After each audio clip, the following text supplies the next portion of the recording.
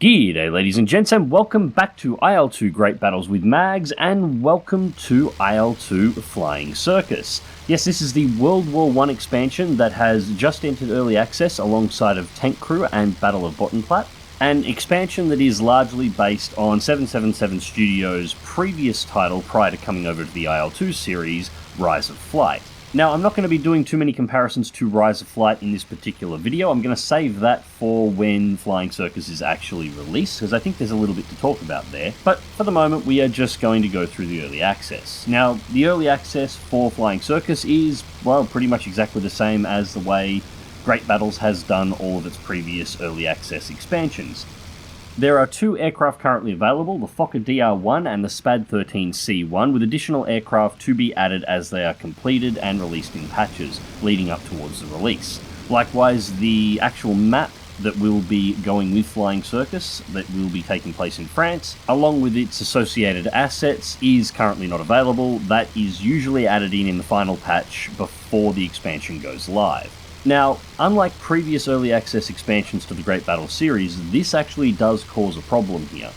Currently, while you can fly the aircraft in Flying Circus, you can only fly them over the maps that are already existing in the game, which are based on Stalingrad, Moscow, and Kuban. Now, this in itself isn't an issue, however, if you wish to include any ground assets, the aircraft are only currently available in quick play or multiplayer, well, the only ground assets that are available are World War II assets. Now, as you can imagine, the anti-aircraft defences in World War II were significantly more powerful than their World War I counterparts. A direct hit from most weapons on the ground forces, including just machine gun fire, tends to absolutely wreck these biplanes in a real hurry. And because the AI associated with the ground assets on the map is designed, well, to hit vehicles or aircraft that are substantially faster than the biplanes, they do tend to hit their mark often. This means doing simple things like ground attack and strafing runs are sketchy at best. The damage modelling, however, as you're about to see, is kind of amazing, but we'll come back to that in a moment.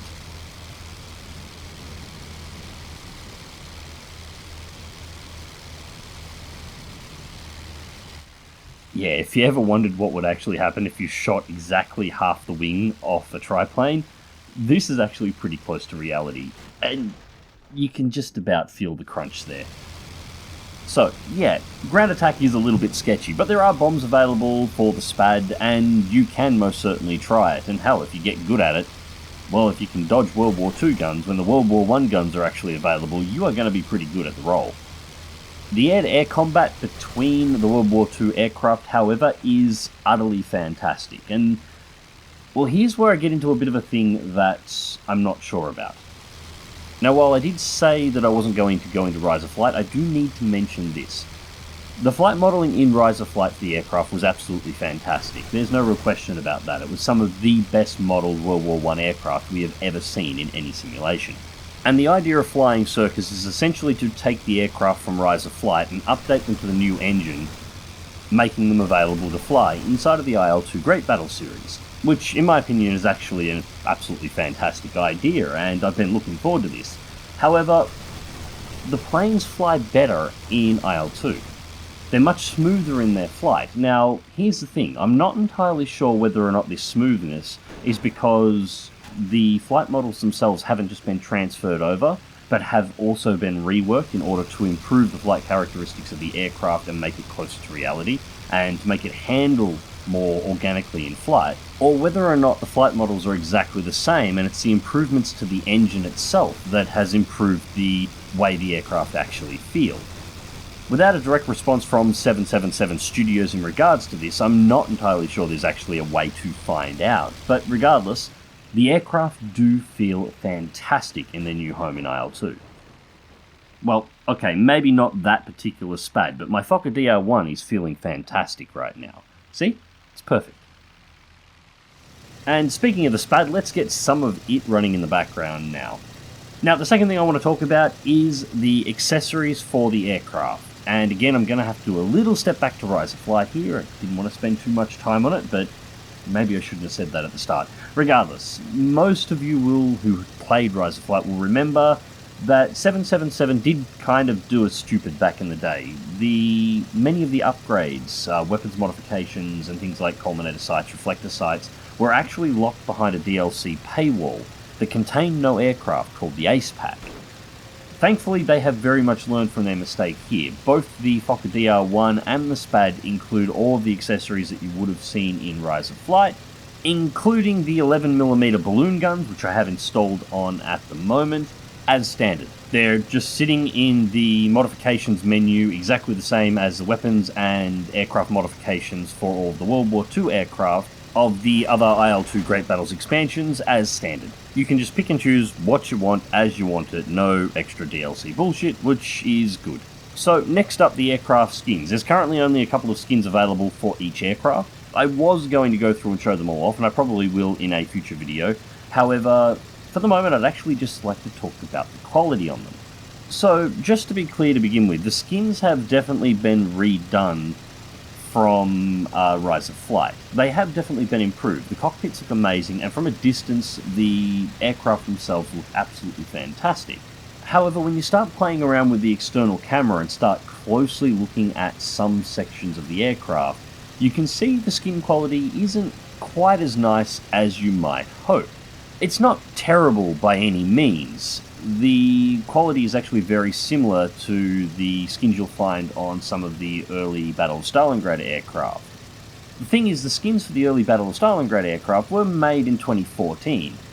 I would expect that the new shiny expansion pack would have probably had a little bit more effort put into the skins in some areas. I particularly noticed it on the side of the SPAD around the engine cowling once you get the camera in nice and close.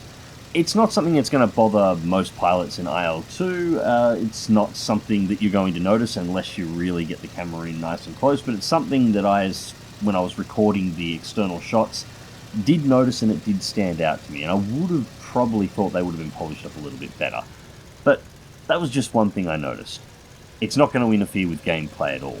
Now, I'm sure that somebody has noticed at this point I haven't spoken about the damage modelling. I'm saving the best for last. I have one more thing I want to talk about before then, so just hang on.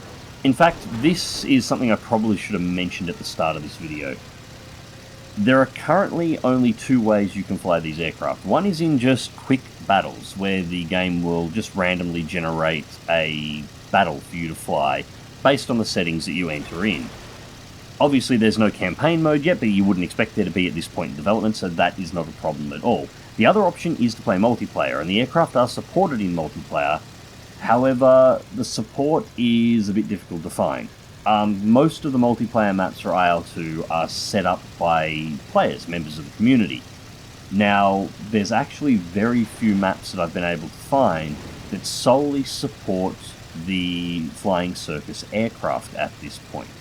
There are a couple, but there are not that many. Most are also mixed in with World War II aircraft. So if you pick up Flying Circus and you want to play around online, it is probably worth spending a little bit of time having a look at the servers, especially if you're looking for just a World War I on World War I battle. There aren't a huge amount of maps that are just for World War I aircraft at this point. There's actually not a huge amount of maps available in general that support the World War I aircraft at all. Most of the maps that you will find that do have World War II aircraft integrated, so when you're flying around in the SPAD, expect a 109 F4 to come screaming out of nowhere and firing 20mm shells at your plane. That is something that will happen. Okay, so the damage models. Now, why did I save this for last? Well, because the damage models are amazing. The original aircraft of Rise of Flight were known for their fantastic damage models. The engine was built around trying to make the aircraft both react and fly realistically, and to disassemble themselves in a realistic fashion when they were destroyed or damaged. When 777 teamed up with 1C in order to make the IL-2 Great Battle series, they brought that engine with them, and then updated it for World War II aircraft, and then updated it some more to make it even better, and then updated it graphically, added VR support, and a huge amount of modifications, each time increasing the strengths of the engine. Now the aircraft from Rise of Flight have migrated their way into the more modern IL-2 version of the engine, and they're taking full advantage of the improvements to the damage modelling in this new version of the engine. Now, I could sit here and tell you how good the damage model looks, but damage models are a visual thing, so instead, well, I just got my ass shot down, so I'm about to crash. You can already see the right wing is absolutely knackered, so we're just going to put the plane into the ground and you can see for yourself.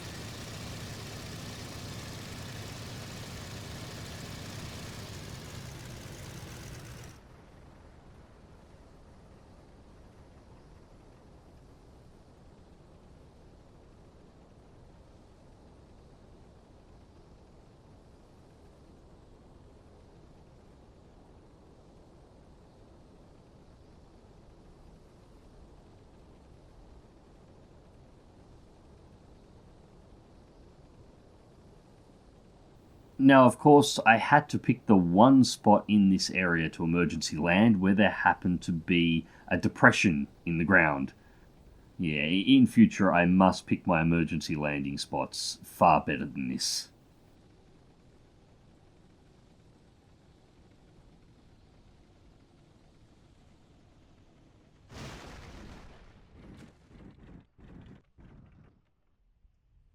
So, as you can see here, it's not an entirely new way of aircraft destruction, but it is definitely an improved and refined version of said destruction. Anyways, ladies and gents, that's about all I've got to say on Flying Circus at this point. I'll obviously be covering the individual aircraft in upcoming videos, and I am currently in the process of organising a multiplayer map to be made that will be set up just for the aircraft of Flying Circus, so I'm really looking forward to that.